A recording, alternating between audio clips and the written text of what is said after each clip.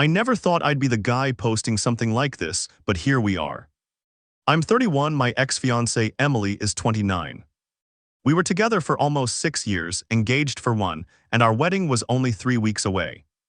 From the outside, we looked like the perfect couple. We owned a house together. We had already paid deposits for the venue, photographer, DJ, catering, everything. Our families adored each other. Friends constantly told us they were jealous of our relationship because we never fought. Maybe that was the problem. I trusted her so completely that I never imagined she could betray me. 3 weeks before the wedding, Emily went to Miami for her bachelorette weekend with 5 of her closest friends. She kissed me goodbye at the airport and laughed. "Don't miss me too much." I smiled. "I'll survive." She hugged me tightly. "I love you." Those were the last honest words I ever heard from her. The first 2 days of the trip seemed completely normal. She texted me pictures from the beach, fancy restaurants, matching outfits, poolside cocktails, even a short FaceTime call from their Airbnb. Everything looked exactly like every other bachelorette trip I'd ever seen on Instagram. Then something changed. Her replies became shorter. Hours would pass without a message. She stopped answering FaceTime. Whenever I called, she'd text instead. "Too loud." "Girls are sleeping." "Battery dying." I figured she was simply having fun. I didn't want to be the jealous fiancé. Sunday afternoon, she finally flew home. Something felt off. She hugged me, but it was awkward. Quick, almost forced. She barely looked me in the eyes. During dinner, she barely touched her food. I asked if she was okay. She smiled. "Just exhausted." Fair enough. Travel can do that. But the next few days only got stranger. She started sleeping with her phone face down. She took it into the shower. She changed her passcode. She became distant. Cold. She wasn't affectionate anymore. Every instinct in my body screamed that something was wrong. Still, I convinced myself I was imagining things. 3 nights later, I woke up around 2 a.m. Emily wasn't in bed. I walked downstairs. She was sitting alone in the kitchen crying. I asked what happened. She immediately wiped her face. "Nothing." I sat beside her. "No, seriously." She stared at the table for almost a full minute. Then whispered, "I made a mistake." My stomach instantly dropped. She told me everything. Or at least what she claimed was everything. The second night in Miami, her friends convinced her to go to a nightclub. Everyone was drinking heavily. One of the girls invited a group of guys to their VIP table. Emily said she didn't think much about it. They were just talking. Hours passed. More drinks. More dancing. Eventually, everyone split into smaller groups. One of the guys started flirting with her. She admitted. She liked the attention. She said being called beautiful by someone new felt exciting. That sentence still echoes in my head. According to Emily, they kissed. Then they left the club together. Then, they slept together. She insisted it only happened once. She said she regretted it immediately. She cried afterward. She flew home filled with guilt. Then she looked directly into my eyes. It didn't mean anything. I couldn't even process what I was hearing.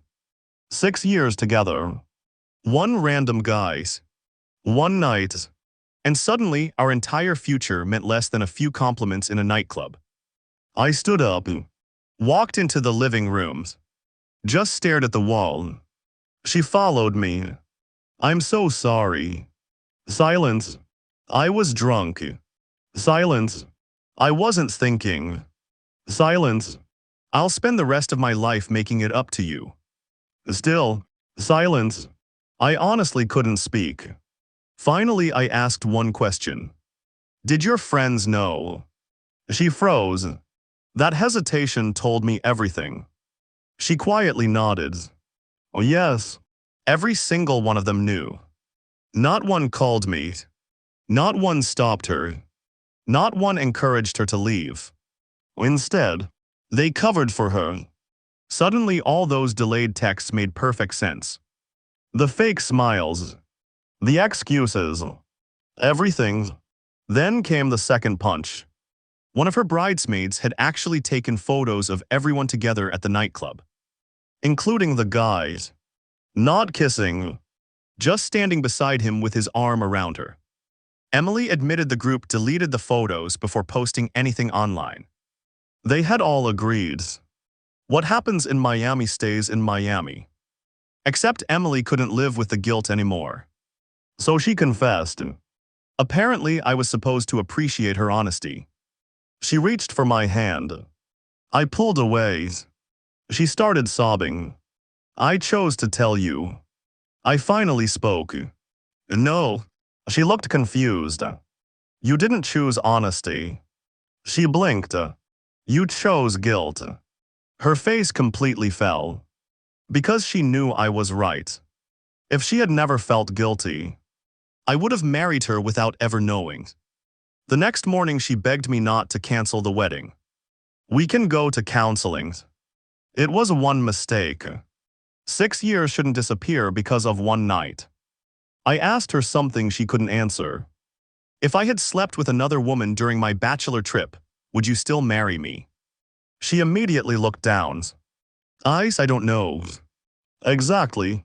She expected forgiveness she wasn't sure she could give herself. My parents were shocked. Her parents were devastated. Her father actually cried when I told him. He apologized over and over despite having done nothing wrong. My own mother hugged me and said something I'll never forget. You aren't ending this wedding. She already ended it. That sentence gave me the clarity I desperately needed. 2 days later, I officially canceled everything. We lost nearly $18,000 in non-refundable deposits. It hurt, financially, emotionally, mentally, but marrying someone I could never trust again would have cost far more. Emily begged me to reconsider. She even offered to sign a prenup, share her phone forever, cut off every friend who went on the trip, go to therapy twice a week. She promised anything, everything. Too late. Trust isn't rebuilt with promises. It's protected through choices. And she had already made hers. The hardest part wasn't canceling the wedding. It was calling everyone. Every phone call felt like reopening the wound. Relatives asked what happened. Friends wanted details. Coworkers noticed I suddenly had several vacation days canceled and started asking questions. At first, I simply said the wedding was off. But rumors spread quickly. Some people assumed I had cheated. Others thought we had financial problems or cold feet. I hated feeling like I had to defend myself, so eventually I started telling the truth. I never exaggerated. I simply said she admitted she slept with someone else during her bachelorette trip. That was enough. A week later, Emily texted me asking if we could meet one last time. Against my better judgment, I agreed. We met at a quiet coffee shop. The moment she sat down, I could tell she'd been crying. She looked exhausted. I've never regretted anything more in my life, she said. I believed her. Regret wasn't the issue. Trust was. She slid a folded piece of paper across the table. It was a handwritten letter. 4 pages long. She apologized for everything. She admitted she'd taken our relationship for granted.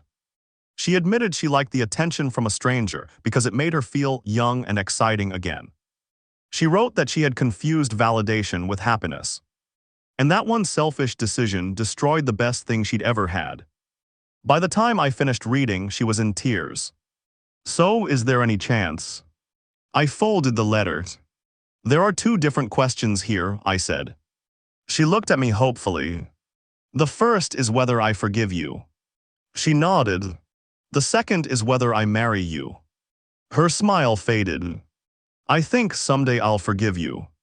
A tear rolled down her cheek. But forgiveness doesn't automatically rebuild trust. Silence. And I can't marry someone I don't trust. She cried quietly for a few minutes before asking something unexpected. Do you hate me? I thought about it carefully. No. She looked surprised. I don't hate you. I hate what you did. I hate what it cost us. I hate that every memory from the last 6 years now feels different. But hate. I shook my head. No. She covered her face and cried even harder. Over the next month, we began separating our lives. Selling the house turned out to be more difficult than either of us expected. The housing market had slowed, and neither of us could afford the mortgage alone. So for nearly 6 weeks, we lived in the same house while sleeping in different rooms. It was awkward and painful. We barely spoke except to discuss bills or paperwork. Sometimes I'd hear her crying through the wall. Sometimes she'd hear me. Neither of us mentioned it. One evening while packing boxes, I found our wedding invitations.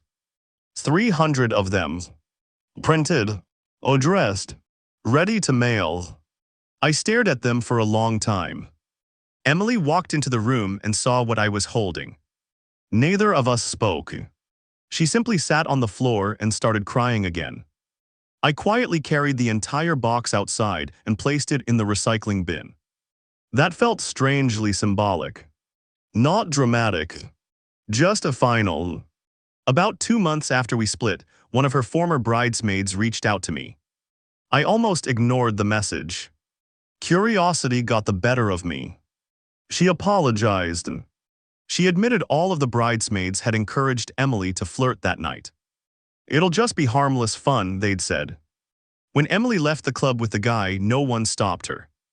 In fact, one of them joked, "It's your last weekend of freedom." Reading those words made me sick. Last weekend of freedom. As if marriage were some kind of prison. As if loyalty had an expiration date.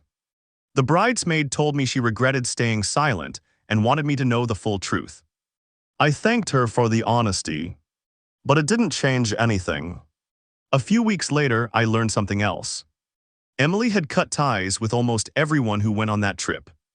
Not because I asked her to. Because she blamed them for encouraging her. Maybe they had influenced her. Maybe they had normalized bad decisions. But I couldn't ignore one simple fact. No one forced her to leave that nightclub. No one forced her to betray me. The decision was hers. Peer pressure explains behavior. It doesn't excuse it. Life slowly moved forward. I started exercising again. Spent more time with family. Picked up old hobbies I'd ignored while planning the wedding. Eventually, I began sleeping through the night without replaying everything in my head. Healing wasn't dramatic. It happened in tiny moments. The first day I didn't check my phone hoping she'd text. The first weekend I laughed without forcing it. The first time I imagined a future that didn't include her. Each small step mattered. About 8 months after everything happened, I unexpectedly ran into Emily at a grocery store. She looked healthier, more confident. She smiled nervously. Hi. Hi. We talked for maybe 5 minutes. Mostly about work and family. Nothing personal. Before leaving, she said something I'll probably remember forever. Losing you made me become a better person. I nodded. I hope that's true. She looked at me for a second. I really am sorry. I know. That was it. No anger. No shouting. No dramatic movie endings. Just two people whose lives had permanently changed because of one terrible decision. It's been almost 2 years now. People sometimes ask if I regret walking away. Honestly, no. I regret what happened. I regret the pains. I regret the money we lost. I regret the future we thought we were building.